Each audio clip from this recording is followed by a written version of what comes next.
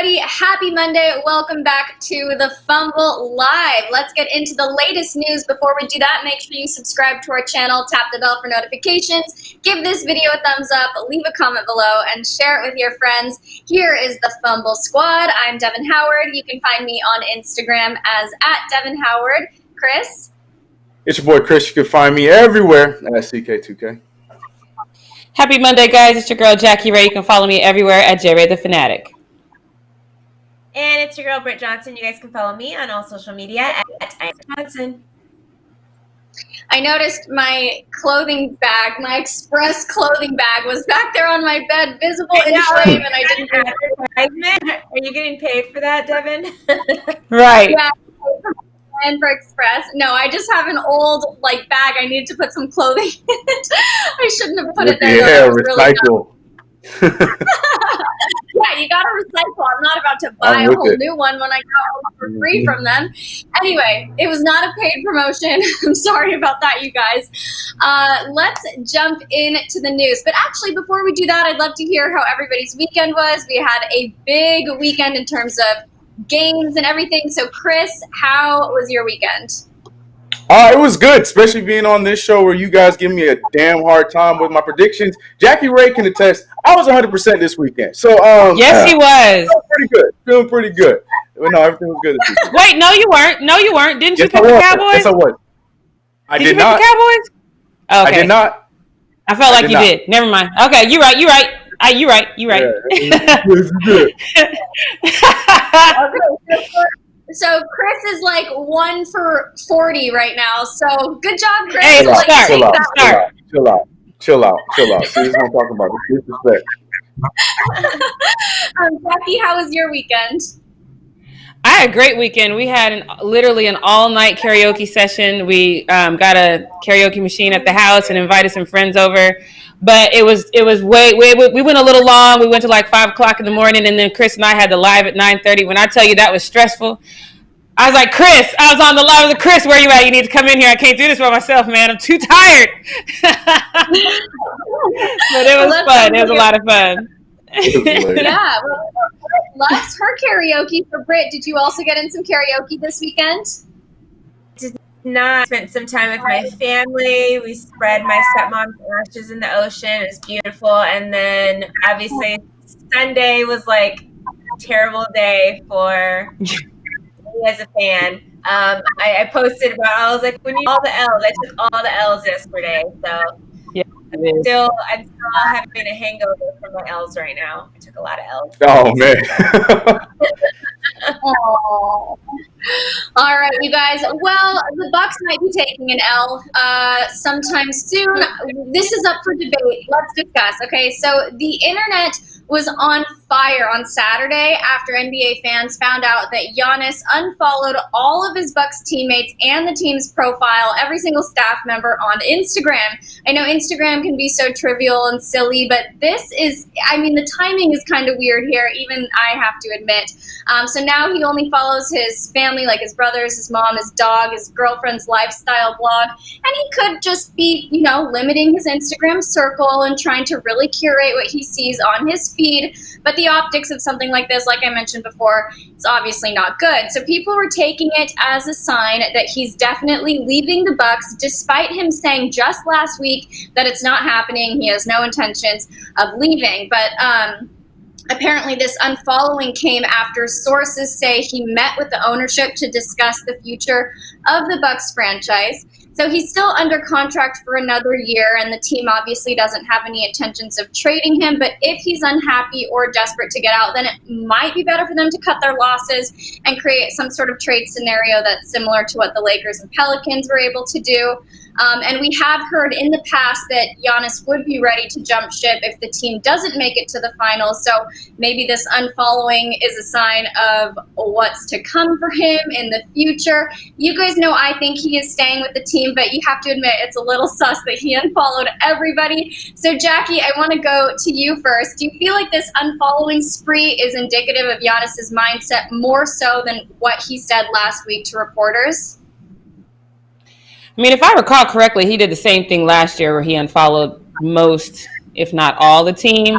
And it didn't amount to anything then. And I said it before, and I'm going to say it again. Giannis has some work to do, and he has some work to do that he would be successful in doing in Milwaukee. So I don't think he's going anywhere. I don't think it means anything. And as much as I am on social media and I'm not following my own advice, there are so many times where I just want to just go to my Instagram and Twitter and just go down to 4 fans.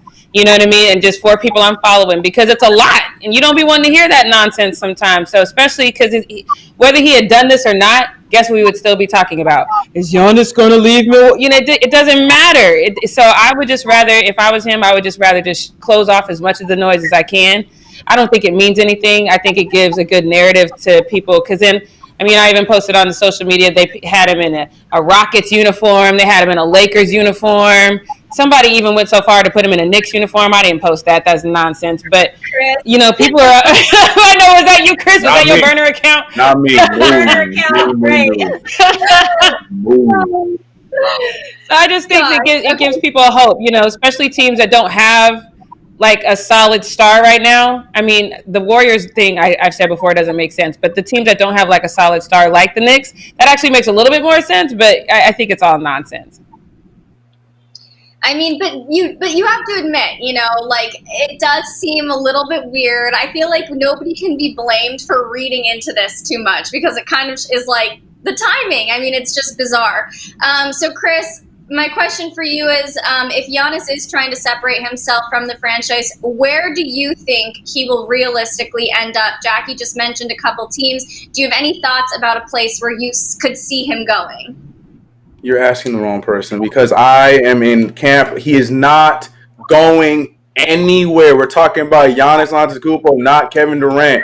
Giannis is not going anywhere. He is just blocking out everybody, because that is just who he is. I'm with you that the timing was very, but that my first thought wasn't like, oh, that he wants out. It's real now. No, he's not going anywhere. But if you really want me to play along, Devin, I'm going to say I'm sticking with the arguments that were. I really like the Miami Heat, and that's really it. I mean, I feel like the Warriors actually have the assets to make it happen. I don't think it's going to happen.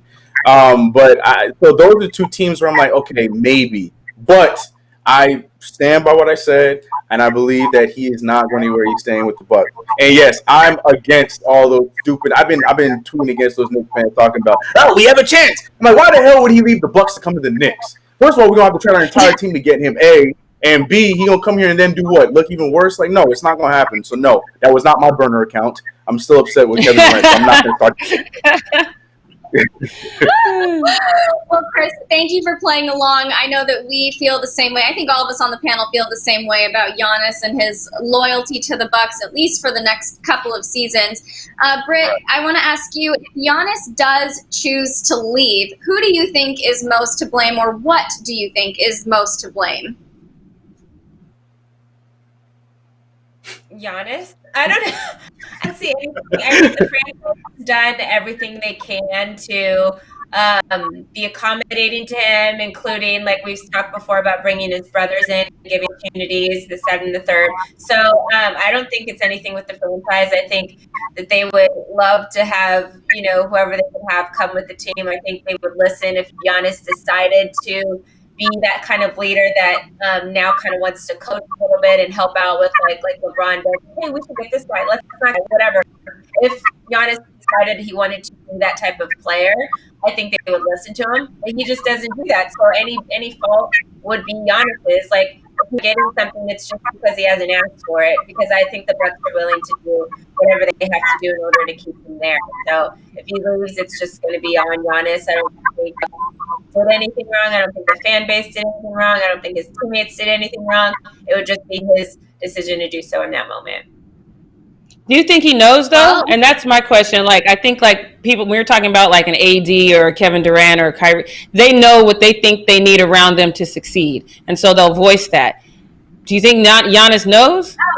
That's why I'm like, he's just not that type of player. He's not the leader in that kind of capacity to be like, oh, I need this with me and that with me. If he becomes that, he'll get everything that he wants, and he can ask for anything and get it. But I don't believe he's that guy, at least not right now. And he's only 24, but still, I just don't see him as that kind of facilitator.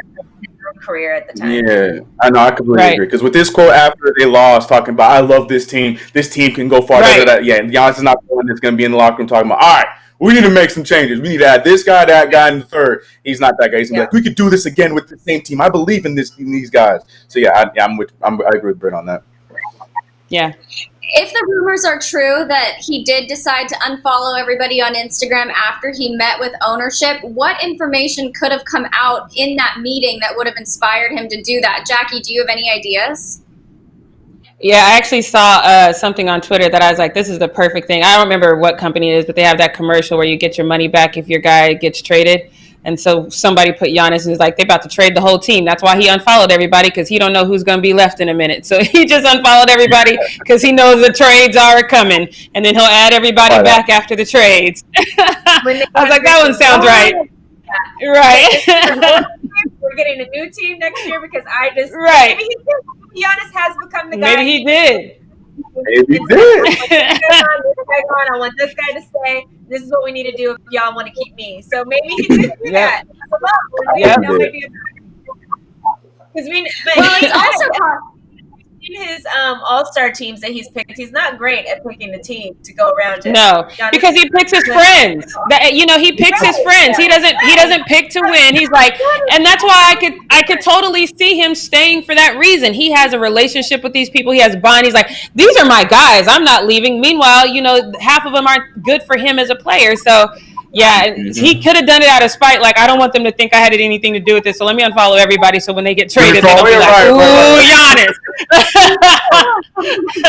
a really good point. And that's actually not something that I considered. I was thinking that he went in and he actually did ask for something, even though we don't feel like he's necessarily the type of person to know exactly what he needs and all of that. I feel like he did go in and then they were like, I don't know if we'll be able to fulfill that request or whatever. And that's why he unfollowed everybody, because he is maybe making his way out. But I think that you guys are probably more accurate in your assessment of that meeting. But I do want to ask you, Britt, obviously when we saw KD leave, he got a ton of criticism. Do you think that Giannis is going to receive that same kind of backlash if he does choose to leave the Bucks? Yes, just because he's been so gung-ho on I'm staying. Like, Anthony Davis was very clear he was leaving and wanted to leave like a year before he left. So for him to even get criticism over, y'all, nobody wants to play with the Pelicans. Like, I know tons of players that have come out and said everybody that's left the Pelicans, like, oh, that organization, that place, nobody wanted to play there, nobody wants to be. And I think Giannis saying all this stuff, which is the same as if we randomly saw Dame go to another team. Like, Dame, weren't you the guy that always said you were going to stay and fight it out with your team? Like, when you have those moments of the players saying they're going to stay, of course you should get criticism for it, because you literally told everybody and said, like, you were staying and you were going to be in a place. I can't forget who recently did that. Paul George. When Paul George came to technically that was like part of like a deal or whatever, but he basically was like asking to like leave that organization. I've already just said, I'm going to be here for a while now. And I was just here before with OKC, and everybody thought he was going to be there for the long haul. And like, he was like trying to be like, can you guys actually trade me now? I really don't want to be here anymore. And this, that, and the third. Like, so I think it's surprising when you hear from guys saying that they really wanted to be and stay with the team and do it. Mm-hmm. Right. That's a good point. All right, you guys. Well, that wraps up Need to Know News. So, Chris, take us into the post up. Yeah, well. All right. Well, ladies and gentlemen, it's time for the post up with your boy Chris, quarantine/fuzzy edition. Welcome. And it was a fun weekend. We got a lot to cover from the two main sports, because football was the one that took over, and we were very excited about that. But I do want to start with some basketball, because we did have a pretty intense Game 7 on Friday between the Raptors and the Celtics. And we know the result of that ended up being the Celtics that were going to take the Raptors in that game. Well fought. I'm excited to see the finals between them and the Heat. But we also have to show some love to Taco Fall, because he survived the bubble. So, Britt, you I know your boy is not going anywhere. We're still going to be able to see more saga of whatever Taco Fall adds to his repertoire because they are going to be in the playoffs for at least one more round. And Taco is just as happy as we are because as soon as that game was over, he gave his boy Kemba Walker the biggest hug where he made Kemba look like his damn son. Look at the way he just picked him up and right back down. Thanks, Dad. Like, I thought this was hilarious. First of all, where's his cool LED mask? Like, he's just wearing a basic little NBA mask. No, I want the LED Mario mask. What's going on with that? But, yeah, so it's just funny to see that. And we're going to get more Taco. So this is a celebration, guys. Taco's not going anywhere. So stay tuned for more Taco content. On that note, moving on to some craziness that went on while the Rockets were on their way out because they got smacked. They got beat by the Los Angeles Lakers. They won one game, and then they got no more wins after that one game, and they went out with a bang as they got blown out by the Los Angeles Lakers. But that wasn't the only excitement of the game for the Rockets because even though they got blown out and it was over before it even began, the end was very dramatic as you'd expect with these two teams. It was getting very chippy, but it got to the point where Russell Westbrook got in a little bit of an argument with Rajon Rondo's brother on the sidelines. Now you can see right here, he's looking to see who the hell it was, and he found him, and then they started going back and forth because in G fashion, Rajon Rondo's brother was on the sidelines with 7 minutes left in the game, giving Russell Westbrook a very familiar gesture. And I'm not talking about flipping him off. No. He was giving him the Dame wave because just last season, Russell Westbrook was exiting the playoffs, and we know the famous Dame wave that we all saw. And Rajon Rondo's brother thought it'd be great to give it to him one more time for the second year in a row. And as you'd expect, Russell Westbrook was not a fan of that. And to be honest, I don't think anyone would be. But with the new rules for the family being in the stands, family and friends being in the stands, Rajon's brother was escorted out of the gym because they are not allowed to have any kind of confrontations with anybody on the court. So even though I still think Rondo or his brother got the last laugh because, I mean, he got under Westbrook's skin, he still got an L because he got booted off of the court. But here's the question that I feel like the internet is asking. I want to bring this to you guys. I'm going to start with you, Britt. Do you think that Russell Westbrook was soft to react the way he did, or was it warranted? Because we know that Russell Westbrook does go back and forth with a lot of fans, especially more racist fans in Utah. But in this instance, do you think Russell Westbrook was right to be upset, or was he a little soft in this moment? This is just very Russell Westbrook, and he hasn't got to engage with the famous way this whole time being in the bubble. So I think it was just bound to happen at some point. And so I think Rondo's brother probably knew like that. It was like, oh, look, this guy. Because Red's probably been like, I don't have anybody to argue with. I don't have and having that moment. So I'm here for it. That's just Russell Westbrook. I'm like glad I got to see this in the bubble. It makes me believe that we're like in real basketball again. You know, if you don't Russell Westbrook get into it with a fan or something, like, did you have a season? I don't think so. Right. That's what I'm saying. There wasn't a real playoff. Right. Yeah, I'm with you. I had no beef with it. I didn't see it as soft. I just think that's just Russell Westbrook and Russell Westbrook. He sees something he doesn't like, he's going to call it out. That's just, it's that simple. So, yeah, I'm with you on that. It wasn't soft. It was just Westbrook being Westbrook. But, yeah, I'm really interested to see what happens with the Rockets next. Do they blow it up? I don't know. We heard D'Antoni got, he bounced. He decided to step down. I don't know. But we'll see what happens with that in the offseason. But let's. Well, that's right. Hey, that would be the perfect reunion. Where did he win his championships? With the Rockets. Right. This is it. This was meant to be. Look, I'm with that. I'm with you on this one, Britt. Sam can sell to the Rockets. Let's see if that happens. We'll see. But let's pivot over to football because football is back, ladies and gentlemen.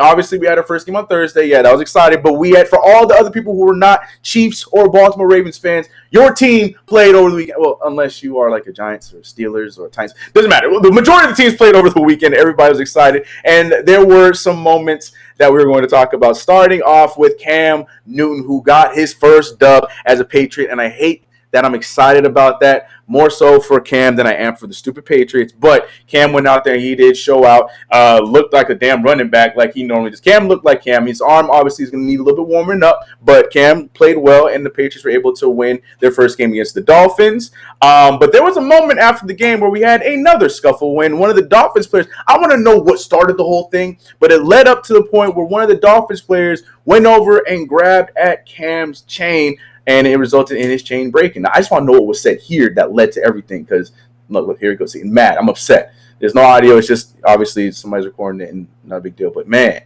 grabbed his chain. Chain's broken. Cam's pissed. Come here.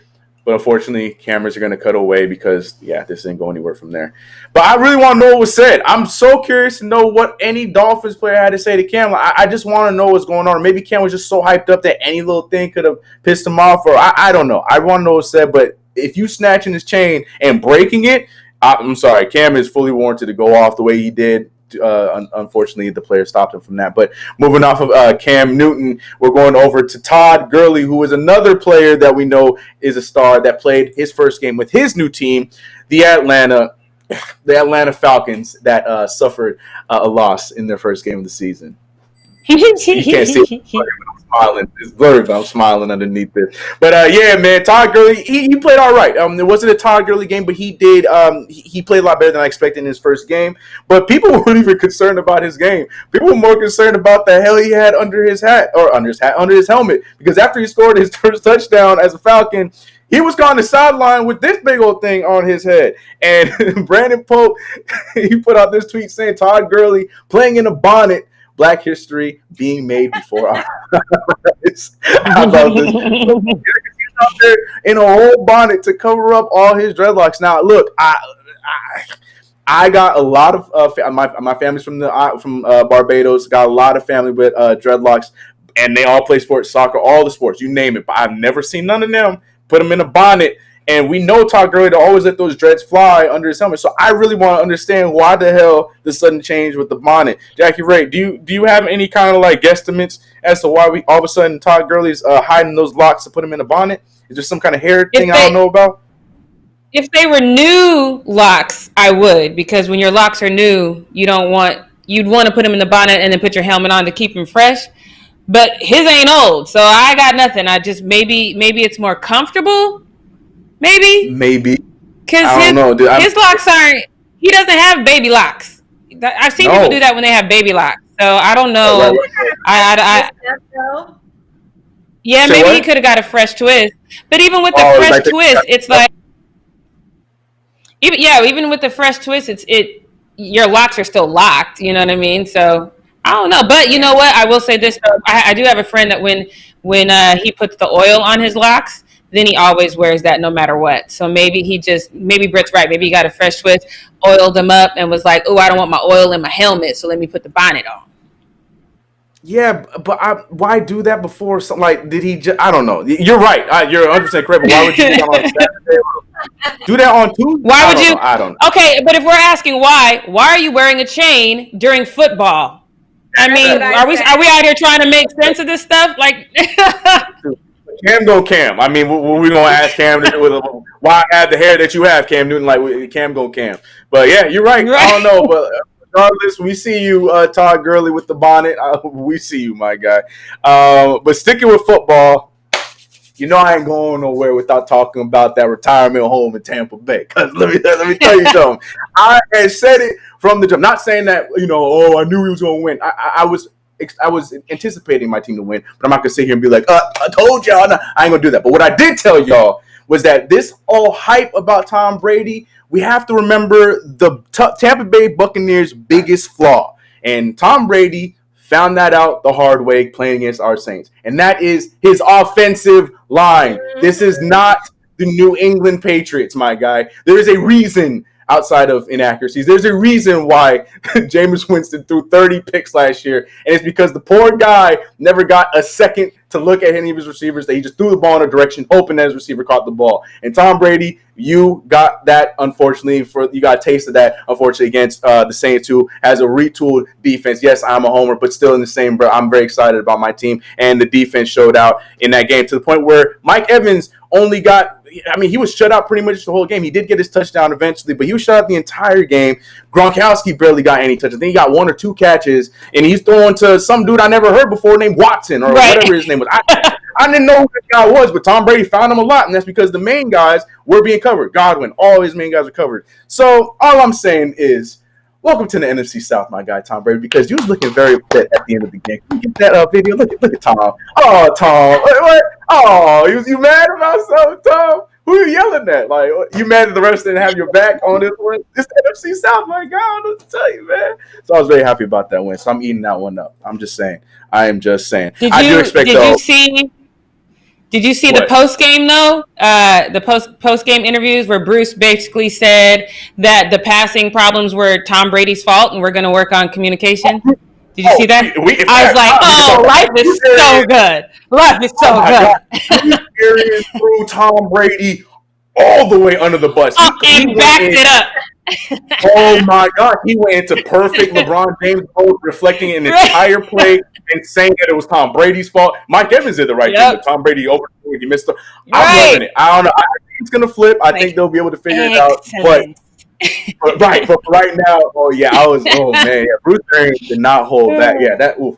Oh my God, yes, I'm enjoying this, and it's not to be the only team in the NFC South to win because Carolina took an L. The Falcons took an L and the Buccaneers took an L. So I'm enjoying this week 1 for show. But on that note, I do want to pivot back to basketball for a few seconds because Pau Gasol stole everybody's heart over the weekend with an amazing tribute. Him and his wife announced their baby girl to the world, where Pau Gasol put up this tweet with a picture of them. But he put up this tweet saying this: "Our little one has finally arrived. The delivery went really well, and we couldn't be happier. Elizabeth Gianna Gasol, a very meaningful name for our super beautiful daughter, #girl dad." And yes, as you can see, as tribute, he gave his daughter her middle name as Gianna. And man, I was there watching, what game was on Saturday? I think it was the Lakers. I don't remember. There was something on Saturday that I was watching, and I saw this blowing up on my Twitter. I'm just there like, well, damn, Pal, like, what the hell? Man, what the hell? What was that for, man? Yeah, Pau just continuing to show that, how real close and how much he loves not just Kobe and Gianna, but the Bryant family as a whole and how important they are to him. And man, Pau, but congratulations to you and your wife on the new baby, Elizabeth. I like that. Elizabeth Gasol, I like that. Elizabeth Gianna Gasol. So congratulations to you guys. Now, from some cute news to I don't know what to call it, to some interesting news. John Wall. Now, we know John Wall is he's a very, active guy. He's very, when he plays, he's, very loud, and he likes to express himself. So much so that there is an entity, John Wall, called Gang Sign John Wall. If you don't know, just YouTube it, and you will find a whole compilation of Gang Sign John Wall. Because Gang Sign John Wall is a guy, when it comes to clutch moments, he's going to go off, and you better be scared. Well, what happens when Gang Sign John Wall is caught off the court? Well, we saw it over the weekend when him and some of his homies were partying up in New York, and John Wall was just being John Wall, living his life and, throwing them up. You see the red, everything. He was he was enjoying himself, having a good time. But as you'd expect with the video clip like this, there was anger everywhere in the league, or not in the league, excuse me, everywhere in social media. People were, how could John Wall do this and blah, blah, blah, blah. But there were a lot of people who were just like, John Wall just going to live his life. Let John Wall live. But there was enough pushback to the point where John Wall, let me put this in quotes, where John Wall issued an apology on his Twitter. I put that in quotes because this just, I don't know, this doesn't seem like John Wall. But anyways, the tweet said, "First and foremost, I want to apologize to my family, my teammates, and all of those that have always supported me. I made a mistake, something I regret. I will continue to work hard to be better on the court and, more importantly, off the court." What in the publicist is this apology? I don't know what to put together with this apology. But Britt, I'm coming back to you, and I'm going to hear your opinion, Jackie. But Britt, I want to talk to you first. Question A, do you think that John Wall even needed to apologize? And question B, was that John Wall or was that his publicist? Please take that away, Britt. That definitely wasn't John Wall. But right. I will say I am nervous for John Wall. If he is because obviously we've heard for forever, like, oh, is he affiliated with the gang? Is he just all this, that, and the third? Obviously that video and the people that he's hanging out with don't seem like the people you should. I mean, and he hasn't played basketball since like 2018. So 2018, yeah. Not basketball court. And then this stuff happens, and I'm just like, tell me, because I remember a former Dallas Cowboy by the name of Sam Hurd, and he literally is in prison.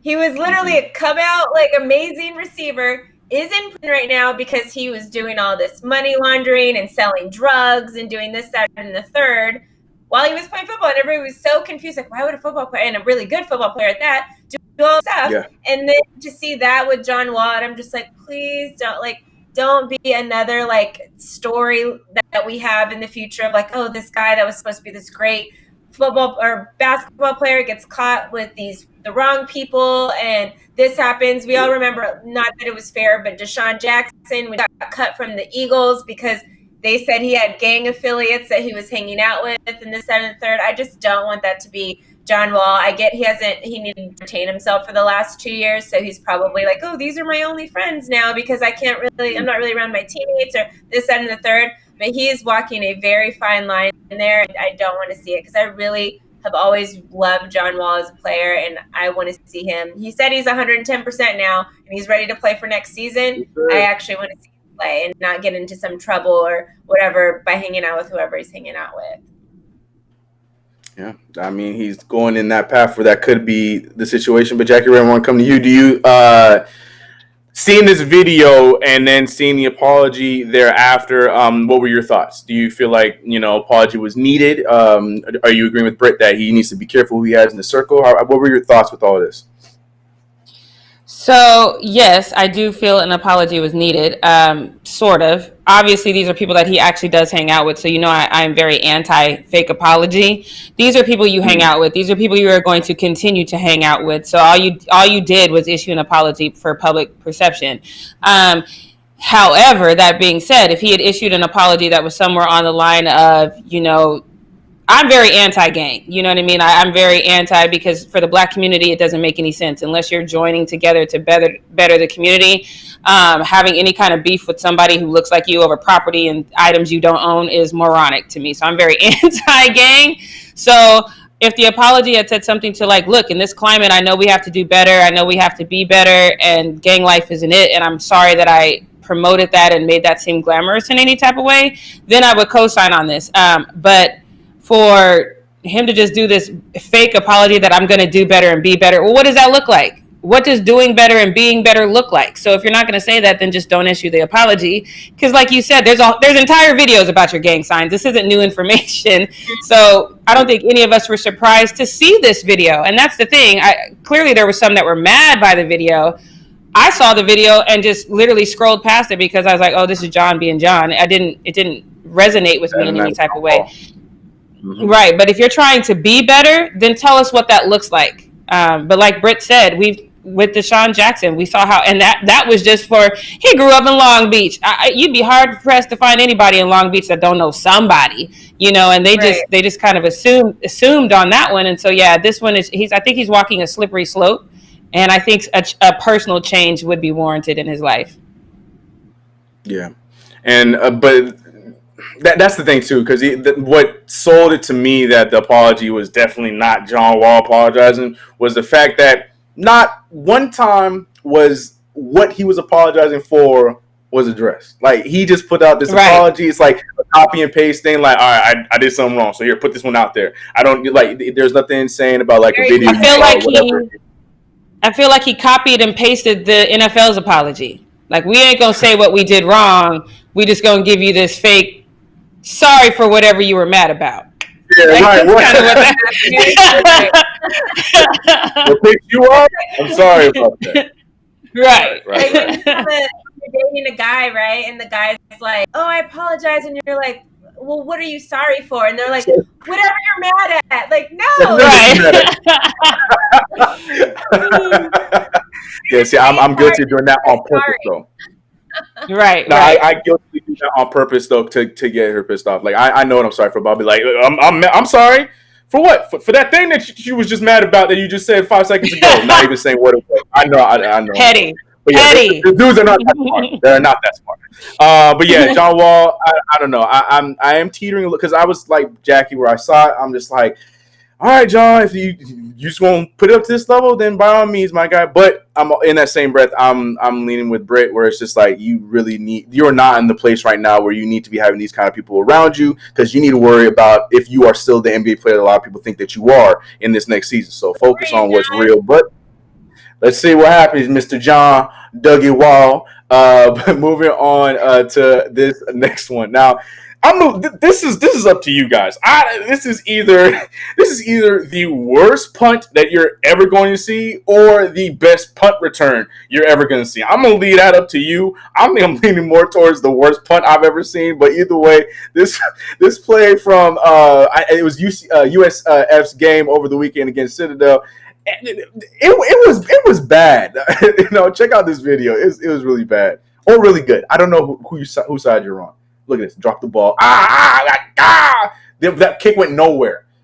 If you saw closely, he kicked the whole ball, but it didn't even go past the pylon. Watch the kick. Hello? So I don't who are we giving this credit to? Is that the worst? There was no block. It did. Who blocked it? No one blocked it. No. Yeah. Yeah. So Britt, is this the worst punt you've ever seen or the best punt return you've ever seen? Which one is it? It has to be the best punt return. I've never seen a punt return that's less than a yard long ever for a touchdown. That's right. But my thing is like punt return ever, 99 yards. How about the shortest punt return at like inches? Only inches. Right, inches. Yeah, I've never seen that before, but which is true. But he was not contested, and he kicked the ball with full force, and it didn't even get past the pylon. I don't know. I think either way you can't go wrong. But my God, you got your highlight or low light, whatever it may be. Low light, yeah. Right, we're talking about it. Yeah. We're talking about it, my guy. So you didn't make Sports Center, but you made the fumble. Right. Hey, it's a start. It's a start. And listen to the name. So I'm just saying the fumble. Anyways, last but not least, sticking with NFL because, like I said, NFL was back, and there were a lot of cruel girlfriends out there pranking their man over the week and weekend, leading up to football starting up on Sundays. Like I said, starting on Thursday, and we have some games tonight. And there were some very, very evil ladies out there that got a lot of these guys excited when there was nothing to be excited about. So here's this TikTok of a lot of hilarious football pranks. Here's this. Watch when my dude wakes up.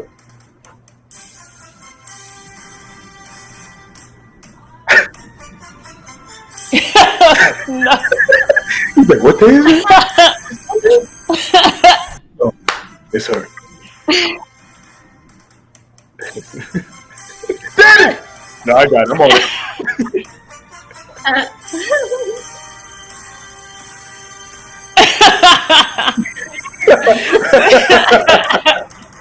This was my favorite one. This was my favorite. I just do it.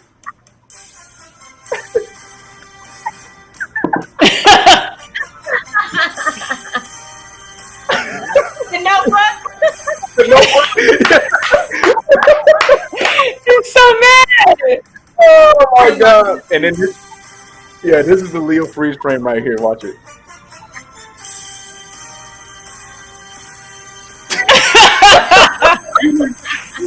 God damn it, baby.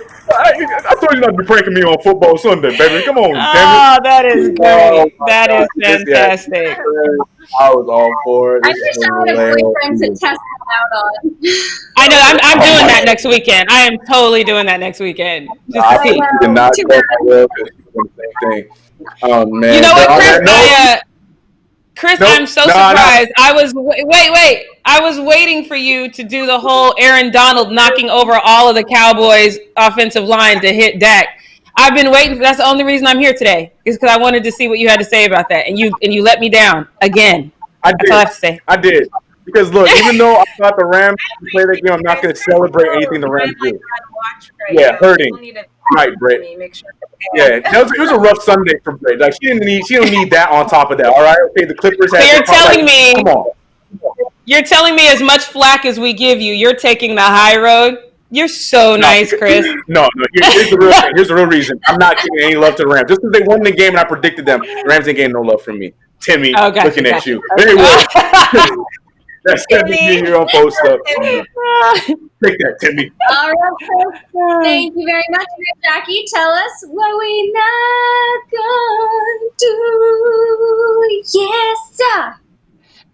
All right, guys. Happy Monday. It's What We Not Gonna Do with your girl, Jackie Ray. I'm just going to say right now, this one is a tough topic, but I am unbothered by it because I am completely unsurprised. All right, so if you don't know, the last 3 games for Pascal Siakam, they were a little tough. He only scored, the most he scored in the last 3 games was 13 points, and he had 8 turnovers throughout those last 3 games. 5 of those came in their last game, their loss to the Celtics, where they lost by just 5 points. So I totally understand Raptors fans being a little perturbed with Pascal Siakam. I get that. I get it was a tough loss. I get that, I keep Danny Green's bags packed. So I'm not even mad that when players say or fans say a player should be shipped off or traded or whatever, I'm not mad at any of that. I think we could all agree that's fair game when you're in the league. That's just things that fans say. You got to learn how to deal with that. But this is next level racist.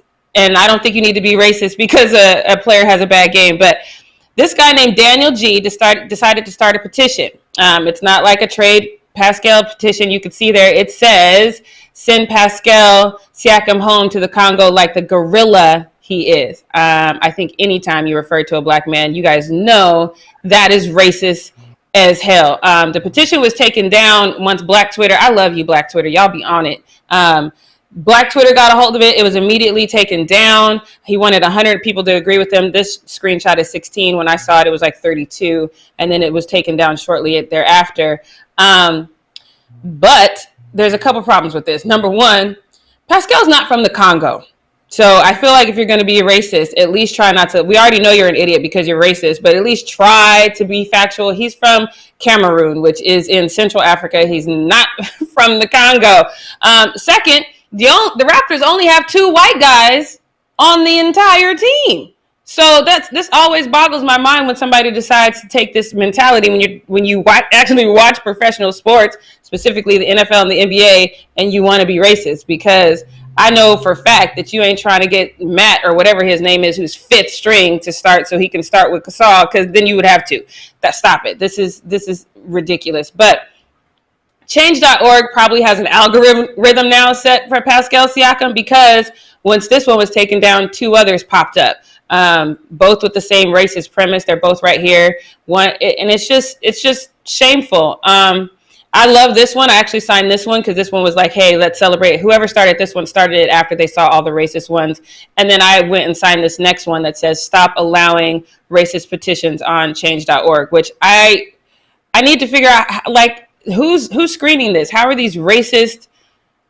I don't even know how this is up. I think the worst part of it is that I'm not angry or surprised by it. I kind of just feel like this is the country I live in. This is what's going to happen. I just really quick, Devin, are you at all surprised to see a petition like this circling around about Pascal Siakam, who comes from a team that is predominantly black with the exception of 2 people, and this guy claims to be a diehard fan?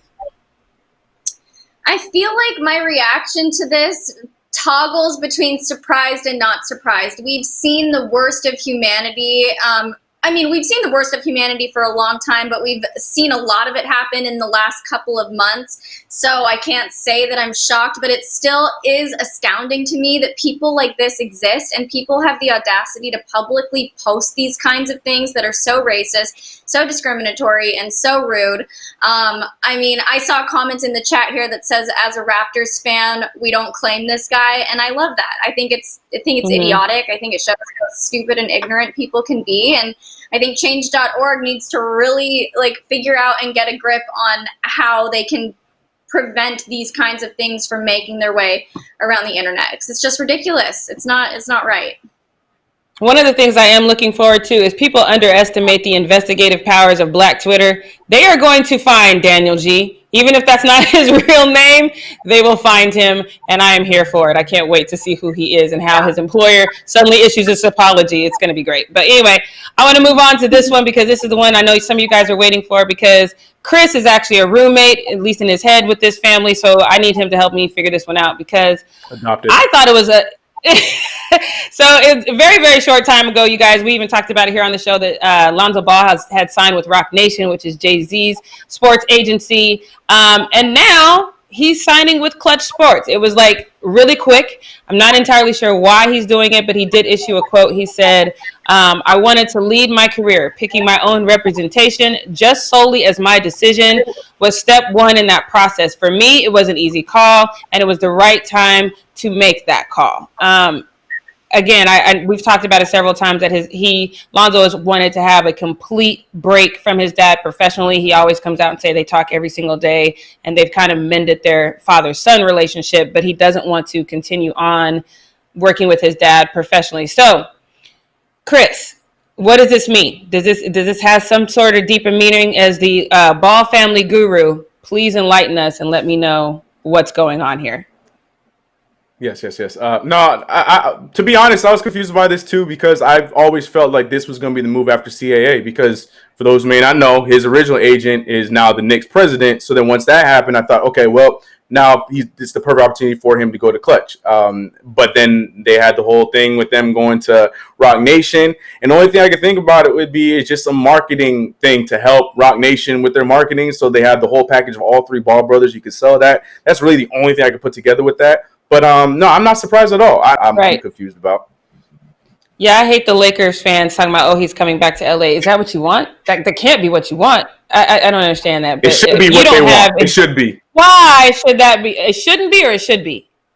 It should be. It should not be. It should be. Should not.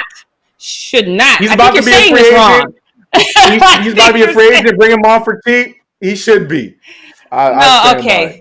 So see, and that's why we have to just move on, because I don't understand what you're talking about right now. It doesn't even sound right to me. So now it is time. Why would you bring him back? Anyway, it is time for Britt's takes. Britt's takes.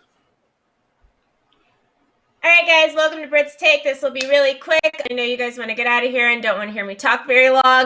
Roger Goodell, I'm going to say this, I think was correct. Oh my gosh, I can't believe I'm saying this. So obviously the NFL has gotten a ton of heat over the last couple years. I would say more so after 2017, when at that point Colin Kaepernick had then went a whole year without getting a job. People were like finally starting to say, is this man being blackballed, this, that, and the third. And then people were talking about the owners, and we're not allowing players to kneel these past 4 seasons. And there's a news story out, which Colin Kaepernick actually spoke about this morning, talking about Eric Reed. He feels as blackballed now because he's still a free agent. He's only 28 years old. He had a great season last year. So why is he not with the team? So this story continues to go on, but obviously it has to do with Eric Reed kneeling, Kaepernick kneeling, and now we're at a point in the NFL where, as Colin Kaepernick said, he believes it's propaganda that they're using for like this Black Lives Matter movement, but the players have been all greenlit to kneel if they want to kneel. And before, people were like, okay, the league and the NFL is oppressing the players. They're not allowing them to kneel and this, that, and the third. But after what we saw this weekend, I don't think the players had intention wanting to kneel the last 4 years anyway, because now they have the green light to kneel. And what did we see across the league? We saw very few players kneeling. The Dallas Cowboys only had 1 player that kneeled. We saw the Colts, shout out to Colts head coach, because he was the only person, a white head coach was the only person that kneeled for the Colts organization. We will all watch the Chiefs and Texans game on Thursday night, and the Chiefs had 1 player that kneeled, and then the Texans stayed in the locker room, but the Texans were always allowed to be in the locker room. That was the deal that they had made at the beginning, was like, if you guys want to kneel or feel a need to kneel, you guys will find the team, blah, blah, blah. But your option can be to stay in the locker room. So they chose to stay in the locker room. So did several other teams. And we didn't see a lot of kneeling. So my question and confusion here is why we need to actually stop this storyline. We need to stop the storyline that the NFL is purposely trying to silence the players, because it looks like the players didn't want anything to say anyway. Like and we talked about this before, when Colin Kaepernick originally kneeled, a lot of players that kneeled, they weren't like going to get in trouble necessarily for kneeling. If they all would have actually kneeled during that time, Colin Kaepernick would probably still have a job, because they would have done it together, and you can't fire everybody. But because Colin Kaepernick was, the lone guy that like led this protest, he was basically blackballed from the league. But now when we have the green light for players to kneel, and they're having the end racism and the ends and all this Black Lives Matter stuff, and people get to wear, Breonna Taylor's name on their jersey or whatever, we're seeing all this, but the players aren't kneeling. So, like, what can we please end this conversation now that the NFL, because the NFL now is trying to let the players do as they want to, and we're fighting a battle for players that aren't caring about doing that anyway. I know we've said, me and Jackie both have said before, like, we should not care about the players more than they care about themselves. And this is this moment. And I've said before with Colin Kaepernick, everybody always asks, like, well, we need Colin Kaepernick this to happen so he can fill this and da-da-da. But are we asking, like, has Colin Kaepernick came out and said exactly what he wants? No. And right now we assumed for years that all the players did want to kneel, and their rights were being taken away from them, and they weren't allowed to kneel, and now they're allowed to kneel, and they're not kneeling. So, like, what has this been about? Like, I think the NFL players need to figure it out. They need to come, whatever they're happy with, I guess, is what we need to come to the conclusion of, because it is their job. It's their line of work. It's not ours. And I was so sick of, like, after every single national anthem that was played this weekend, you hear the commentator say, okay, yes, for the Rams, there was about 12 players that kneeled. For the Cowboys, there was one, and they, like, put it in the thing like it's a stat for the game. Like, it's literally a pregame stat of, like, how many players kneeled, who did this and who did that. That has nothing to do with anything anymore. Like, it's so silly that we're even so, which I think, and I've always said, people protest differently. And I'm not saying people that stood are, not protesting in other ways, but I just think that we put so much emphasis on the fact of players kneeling, but once the players get an opportunity to kneel, they didn't do it. So my question is actually just going to be to you, Chris. Were you expecting more teams and players to kneel, or was this as you expected? Did you think now that the players do have the opportunity to kneel without, facing any repercussions, that they were going to do it?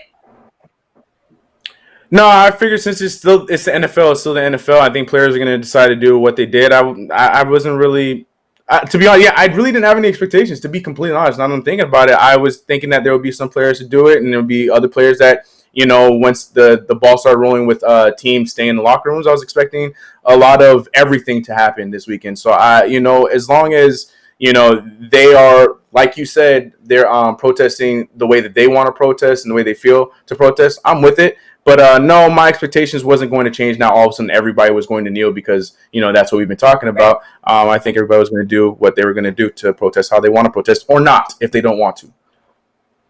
Jackie, really quick, do you think that we were, not we as in you, but just as a group of people that were putting, expectations on what the NFL should do, do you think we were wrong in not, like, wondering, like, maybe the players past the point of kneeling, and what they decided to do in protest now is maybe that moment of need? Do you think that we were a little,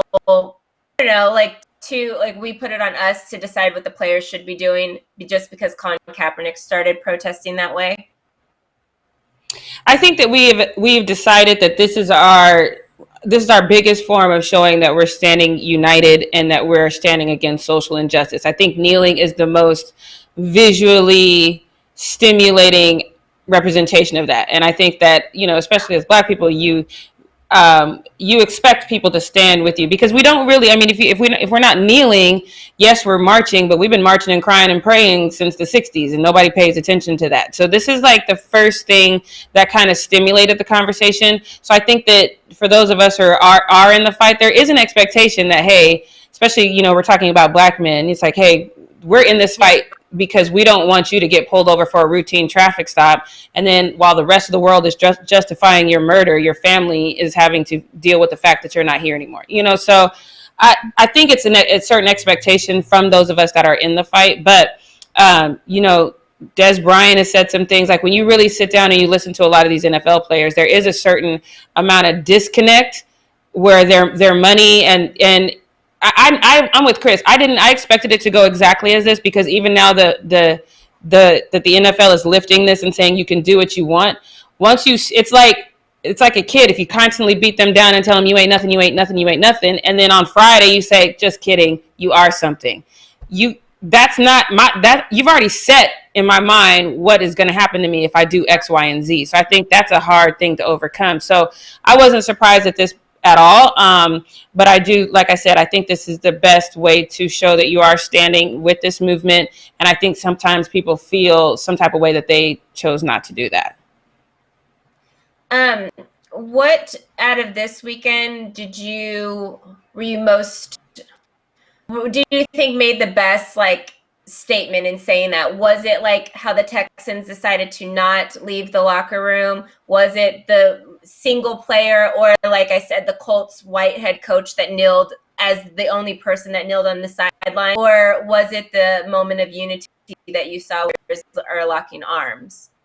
What do you think made the biggest impact? I don't think the moment of unity, at least for me personally, the moment of unity, because we saw that on they didn't mean anything to me, because that always is going to look like just a PR stunt, For me personally, seeing white players, coaches, whatever, always makes the biggest impact for me personally, because they don't have a dog in this race. Whether or not police stop being brutalizing Black people, whether the justice system gets a little bit more fair regarding Black people, they don't have a dog in that race. So for them to take that position and say, yes, even though I don't have a dog in this race, and even though this doesn't affect me personally, this is wrong. This should not happen in our society. So anytime I see a white player taking a knee, or a head coach or staff or anything like that, then that means the most to me personally. All right. Well, that is it for Britt's take, guys. Thank you so much. I'm wondering if we're going to see some different kind of things next. Maybe some players will get ideas or get motivation to do a little bit different, or maybe we'll see the same players doing the same thing every week. But very interesting in football for sure. Yeah. All right, Britt. Well, thank you so much for that take. I think it was a really great one, and I loved hearing what you guys all had to say about it. And on that note, we're going to wrap up this show. You guys will be back again at 11 a.m. Pacific Standard Time tomorrow, so make sure you tune in, ring the bell for notifications so you know exactly when we're going live. And, of course, don't forget to subscribe, wash those hands, wear a mask, and have a great Monday. We'll see you guys tomorrow. Bye. Monday Night Football! Yes. Who that? Ooh, yeah. Dun, dun, dun, dun. Dun, dun, dun, dun.